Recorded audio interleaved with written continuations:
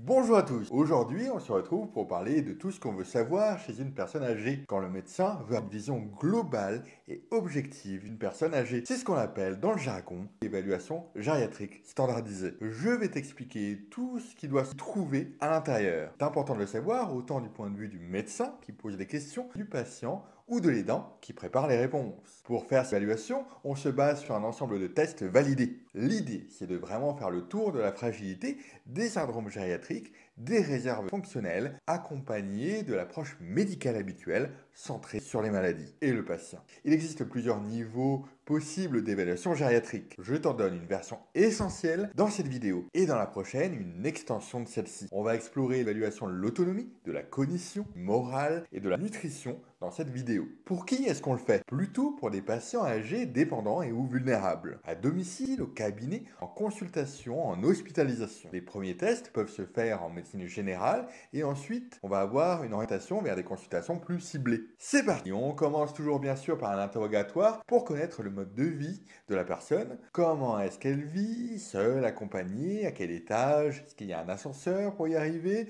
Est-ce qu'il y a une douche, une baignoire dans la salle de bain? Quelles sont les aides formelles ou informelles? Quelles sont les aides financières qu'a cette personne? Et les mesures de protection juridique. Cela nous permet d'avoir une première idée de l'environnement de la personne âgée. On notifie avec ça tous les antécédents et les pathologies en cours actuellement. On enchaîne avec l'évaluation de l'autonomie. Les ADL ou Activities of Daily Living et IADL, Instrumental Activities of Daily Living, sont deux concepts importants. Et t'as vu cette prononciation en anglais? Je me suis entraîné quand même, je t'avoue. Les ADL sont les activités de base nécessaires pour prendre soin de son propre corps. Pas la peine de faire un ADL chez certains ados pourraient avoir des surprises. Je dis ça et je dis rien. Elles incluent généralement se laver, s'habiller, se nourrir, aller aux toilettes, contrôler ses sphincters et se déplacer. C'est un peu la mobilité fonctionnelle. Pour me rappeler de ces 6 items, je me raconte une petite histoire que je vais te raconter également. En fait, c'est comment ça se passe quand je me lève le matin. Enfin, un peu de choses près quand même. Je me lève. C'est le moment où j'évalue les transferts. Je vais aux toilettes seul. C'est l'évaluation de la capacité à se rendre et à utiliser ces toilettes. Je fais ma petite ou ma grosse commission. C'est le moment où j'évalue la continence. Puis, je vais prendre ma douche. Et oui, je vais évaluer les soins corporels. Je m'habille, après m'être lavé, c'est l'évaluation de l'habillage.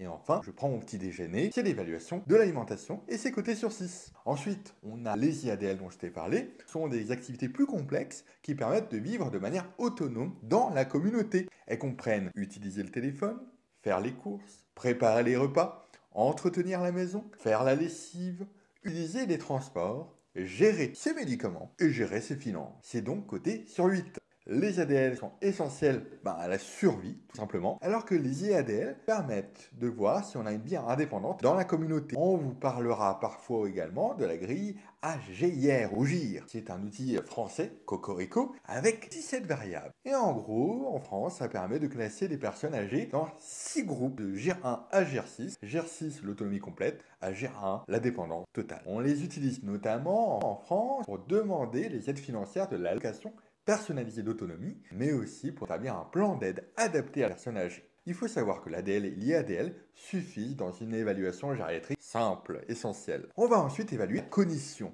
Groupe de la mémoire, les tests par exemple du Minicode ou du Codex. Par exemple, le test Codex se fait en moins de 3 minutes. Ouais, 3 minutes seulement. Il se compose en 2 parties. Une première où on demande de se rappeler 3 mots et une deuxième où on fait un test de l'horloge. Et on demande à la personne donc de dessiner une horloge et de montrer une heure particulière dessus comme 11h10. Alors voici une horloge normale et voici une série d'horloges plutôt anormales. Vous voyez bien qu'avec une simple horloge, on peut voir déjà beaucoup de choses. Retenez le codex, donc il se fait en 2 parties. Ensuite, si ce test codex est donc anormal, il faut aller vers un test cognitif plus poussé qui va permettre de te donner des arguments vers le diagnostic d'une potentielle maladie d'Alzheimer ou apparentée. D'ailleurs, si tu ne les as pas vus, n'hésite pas à aller regarder mes vidéos sur la maladie d'Alzheimer et ses apparentés, que j'appelle également cousine. Je te donnerai 2 tests, le MMSE ou Mini Mental State Examination et le MoCA ou Montreal Cognitive Assessment. Le MoCA, c'est celui que je préfère car il est plus efficace pour repérer des troubles cognitifs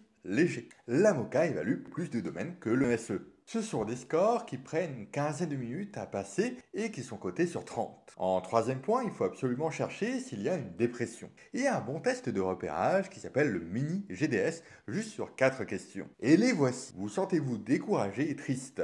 Oui? Non? Avez-vous le sentiment que votre vie est vide? Oui, non. Êtes-vous heureux la plupart du temps? Oui, non. Avez-vous une situation est désespérée? Oui, non. Alors il faut savoir que un point seulement suffit pour avoir un mini-GDS positif. En gros, un point, c'est quand tu as répondu oui à l'une des 4 questions, sauf la troisième où tu as répondu non. Voilà.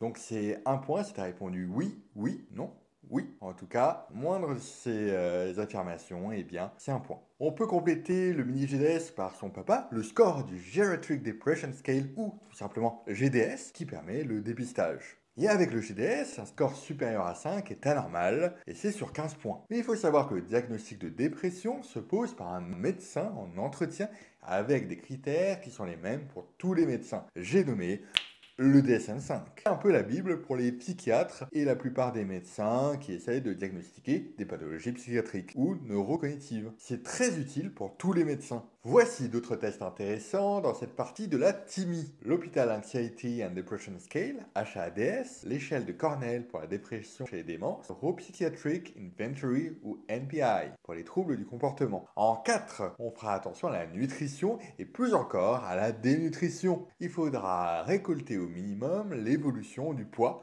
de l'IMC, faire le test des 5 levées de chaise et l'albuminémie. Le test des 5 levées de chaise est un outil d'évaluation fonctionnel conçu pour mesurer la force des membres inférieurs et le risque de chute chez les personnes âgées. Pour réaliser ce test, le participant s'assoit sur une chaise sans accoudoir, les bras croisés sur la poitrine et les pieds à plat sur le sol. À un signal donné, il doit se lever et s'asseoir 5 fois consécutivement, aussi rapidement que possible, sans utiliser ses bras pour s'aider. Le temps total pour effectuer ces 5 levées est chronométré. Un temps inférieur à 15 secondes indique généralement une bonne force musculaire, tandis qu'un temps supérieur peut signaler une diminution de la force et un risque accru de chute. Alors je vais te la faire rapide et je te ferai une autre vidéo prochainement sur la dénutrition. Si ça t'intéresse, n'hésite pas à me le dire. Et n'hésite pas à t'abonner aussi pour ne pas louper les prochaines vidéos. Selon les recommandations actuelles pour le diagnostic de la dénutrition chez les personnes âgées de 70 ans et plus, 2 types de critères sont utilisés. Les critères qu'on appelle phénotypiques et les critères étiologiques. Alors pour établir un diagnostic de dénutrition,